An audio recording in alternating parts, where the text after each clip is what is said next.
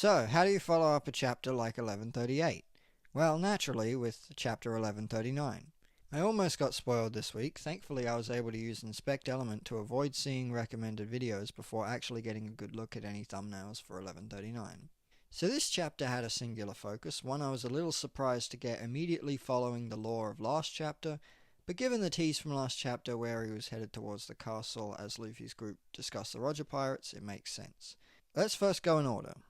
The chapter is called Mountain Eater, and we'll learn why as the chapter goes on. Another installment of Yamato's cover story shows us who's who about to pull out his sword, as two silhouetted figures lay beneath him. I feel like we might finally be getting somewhere with this cover story, at least in a way that feels more plot heavy than what we've had up until this point. So I'm mildly curious where this is leading. We start off in the castle with Luffy's group, as they try to deduce where the key to Loki's cuffs is.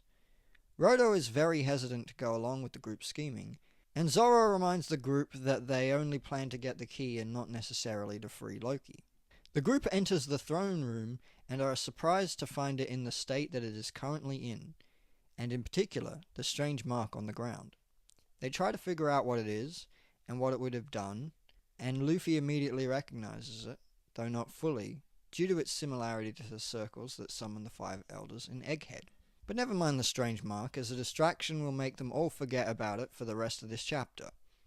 This distraction comes in the form of a mysterious figure who is wanted to meet Luffy.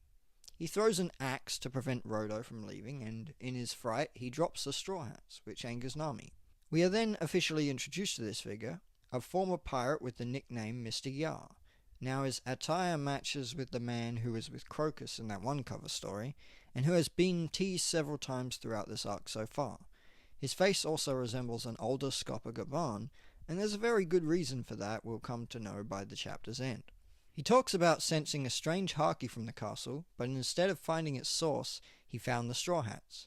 He mentions that he's heard stories of Luffy defeating Kaido and that he would love to travel Wano again. Rodo then mentions that Mr. Yar is Ripley's husband, confirming a potential candidate for the human husband as what some may have speculated.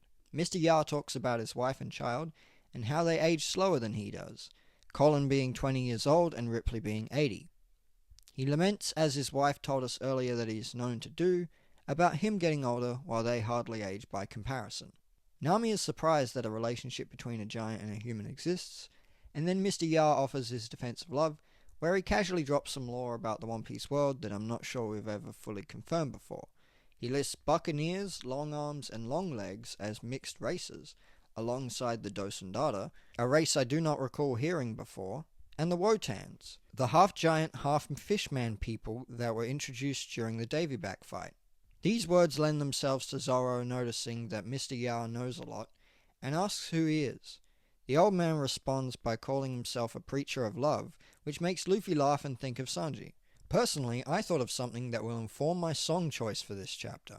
Luffy thoughtlessly overshares the plan to find Loki's cuffs, which intrigues Mr. Yar, and while we have yet to get the reveal of his real name, I seriously think I should be using a different name, because it just feels weird. Even Hey Yar would be a better name, so I think I'll go with that.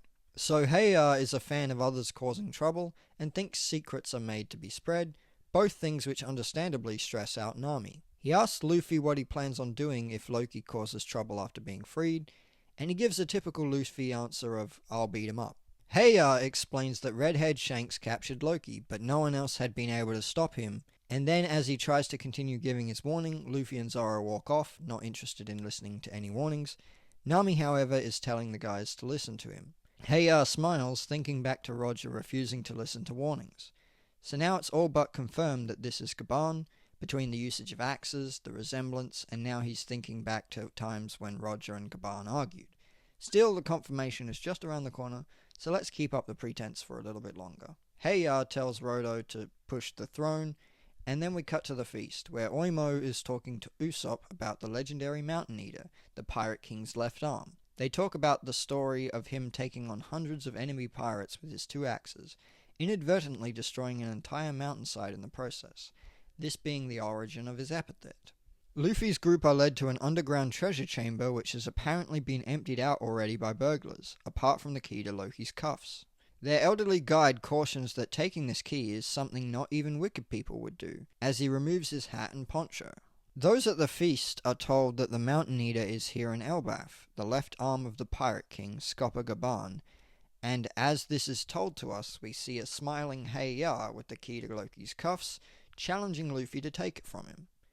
Yeah, so this is Scopper Gaban. It would take some serious hoop jumping to try and sell it as anyone else after everything this chapter showed us. It's nice to know who the mysterious figure was, and even more so that many who called it in advance turned out to be right. I made no guesses in this instance, since I was just along for the ride, trusting that Oda would reveal it in due time, and make it an exciting reveal, and it was. Some doubted that Gaban would show up in the story in this manner, and have the same relevance as Rayleigh. I'm not sure why though, given how recent flashbacks would often put the two side by side, and Gaban has had more mentions and development in the story than most of the other Roger pirates that have yet to play a part in the story. I really enjoyed this chapter. I think it was a fairly significant chapter, but I don't know how to say much about it beyond what I've already said. We are still waiting for a clear direction for this arc. The pieces are being put into place. We seem to be getting a potential Gaban versus Luffy fight. The Holy Knights are up to something. The Feasters are still partying. The Researchers are still chilling. It's only a matter of time before the arc kicks into Gear 5th.